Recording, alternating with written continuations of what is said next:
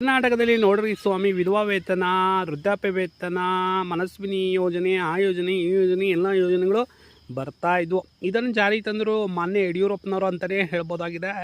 ಅವರಿದ್ದಾಗ application ಕರೆದ್ಬಿಟ್ರು. ಇವತ್ತಿನ ಕಾಲದವರೆಗೂ ಕೂಡ ನಡೀತಾ ಇತ್ತು.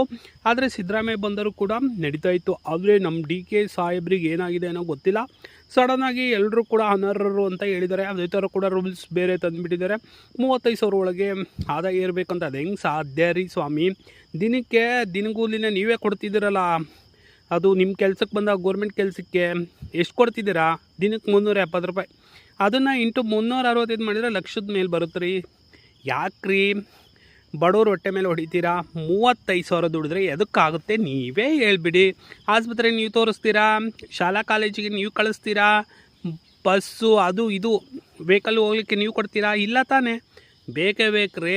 35,000 ಒಳಗೆ ದುಡಿದ್ರೆ ಯಾವುದಕ್ಕಾಗುತ್ತೆ ನೀವೇ ಹೇಳಿ.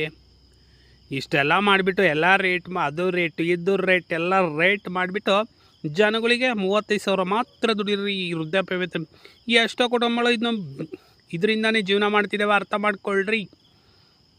ದೊಡ್ಡ ದೊಡ್ಡ ಸಮುದ್ರದಾಗೆ ಮೀನು ಹಿಡೀರಿ ಅಥವಾ ತಿಮ್ಮಿಂಗ್ಲ ಹಿಡೀರಿ, ಆದರೆ ಉಚ್ಚೆಯಲ್ಲಿ ಮಾತ್ರ ಮೀನು ಹಿಡಿಯೋಕ್ಕೆ ಹೋಗಬೇಡಿ. ಎಲ್ರಿಗೂ ಕೂಡ ಸ್ಯಾಂಕ್ಷನ್ ಮಾಡಿ ಅನರ್ಹರನ್ನು ತೆಗೆದುಗೊಳಿಸಿ, ತೆಗೆದುಹಾಕಿ. ನಾವಿಂಗೆ ಕೇಳೋದಿಲ್ಲ. ಆದರೆ ಯಾಕ್ರಿ ಬಡವ್ರ ಹೊಟ್ಟೆ ಮೇಲೆ ಹೊಡಿತೀರಾ? ಎಷ್ಟೋ ಜನ ಇದ್ರ ಮೇಲೆ ಡಿಪೆಂಡ್ ಆಗಿದ್ರೆ ಅರ್ಥ ಮಾಡ್ಕೊಳ್ಳಿ. ಇನ್ನಾದರೂ ಬಿಡಿ, ಎಲೆಕ್ಷನ್ ಇದ್ದಾಗ ಹಾಕೋದು, ಇನ್ನು ಉಳಿಕೆ ದಿನ ಹಾಗೆ ಸುಮ್ಮನಿರೋದು. ಇದೆಂತ ನ್ಯಾಯ? DK ಸಾಹೇಬ್ರೆ, ಅರ್ಥ ಮಾಡ್ಕೊಳ್ಳಿ.